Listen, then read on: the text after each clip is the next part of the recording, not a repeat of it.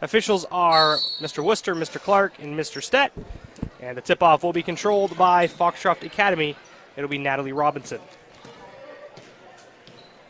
Rains with it. Wildcats going to start out on man-to-man. They really found their identity on the defensive end of the floor, Stevie, in that win over Waterville. Played some solid man-to-man defense. Ainsley Aid with it inside the lane. The runner was off the mark. Rebound tipped around, fought forward, controlled by Libby Morrow. Cook lost the handle. It'll be Rains and Jondro fight for it. Cook rips it away, goes to the rim. Too strong off the window. The putback by Robinson counted and one. Been to 4 state championship games. Hall of Fame material, Coach Hudson. That's no doubt about that. As a steal here for Spooner all the way to the basket. And she's able to convert.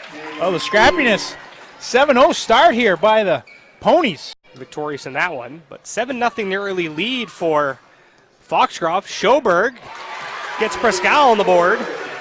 Well, that cost them 2 points as well. With a clean handle, it's an easy lay-in.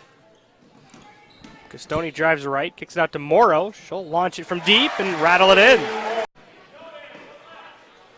2-on-1 here with Morrow and Kinney. Pass was a bit low, but Kinney able to hold on to it, and she'll lay it up and in. 1 point advantage for Presque Isle.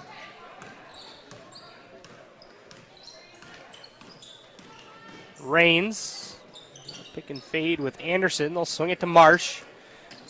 Marsh to 8 in the corner. Knocks down the triple. Nice ball fakes, though, Stevie. They're going to go with the travel. I think the arrow favored Foxcroft anyways. Underneath, Schoberg, nice touch pass to Jondro, who will lay it in.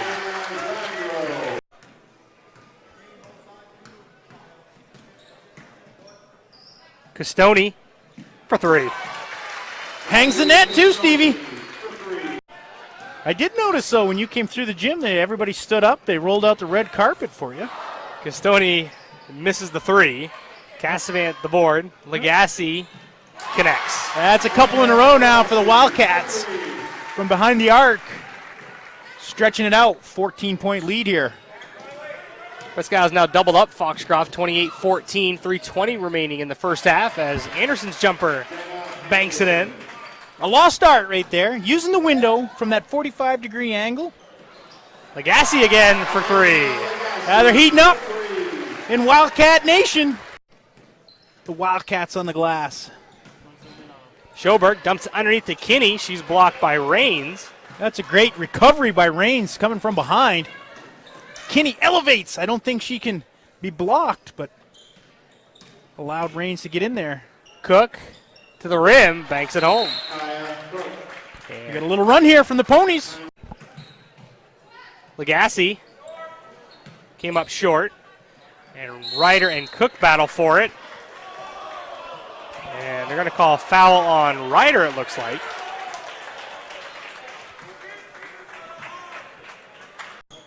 Now Ryder ties it up, rips it away from Anderson. 1 second left. Castoni from midcourt. Oh, she banks it in! That's the second time we've seen one from the Wildcats. Although she wouldn't have got the money, Stevie. Her foot was on the half-court line. Yeah, Urema against Waterville from three-quarter court. And then fast forward a week later, Castoni from midcourt. And the Wildcats take a 35-20 lead. It's a 15-point advantage for Presque Isle.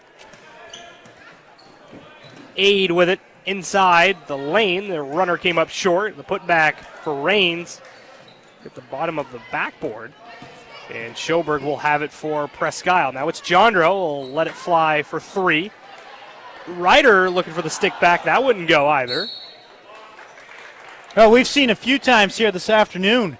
Both ball clubs, some of those putbacks, having trouble getting them to fall. Score update from over in Caribou. The Vikings lead 48-23 at the half. Ainsley Aid saves what would have been probably 2 points there as Libby Morrow. They're going to try to run it again, but they get it to Ryder this time. Last time it was going to be Morrow on the weak side. That's the difference. Ryder will clear it. 4:40 remaining in the third quarter. Castoni, top of the key, right-hand dribble, finds Ryder, led her right to the rim, and she's able to turn and bank it home. Well, that's a nice catch by Ryder. She was actually going away from the basket, able to gather herself and square up to knock it down. Schoberg, double screen set for her. She buries the triple. Well, we talked about the kickback, her stepping into the shot. This time she comes off the dribble, finds the mark. Cleanly intercepted by Trombley. Now Castoni out to Cassavant. Her mid-range jumper can't get the roll. The rebound and the putback for Riley Kinney. She got 6 points in the last minute and a half. It was a nice job by Kinney on the rebound and putback, but it all started with Anna Trombley missing the shot, but following it and snagging that outlet pass, keeping the possession for the Wildcats. Cook can't convert in the lane. Up ahead of the field trying to find Cassavant. She gets to the block and will bank it home. Good find up the floor. Reward. Rains across the arc with it for Foxcroft. Kicks it out to Marsh. She'll launch it and swish it.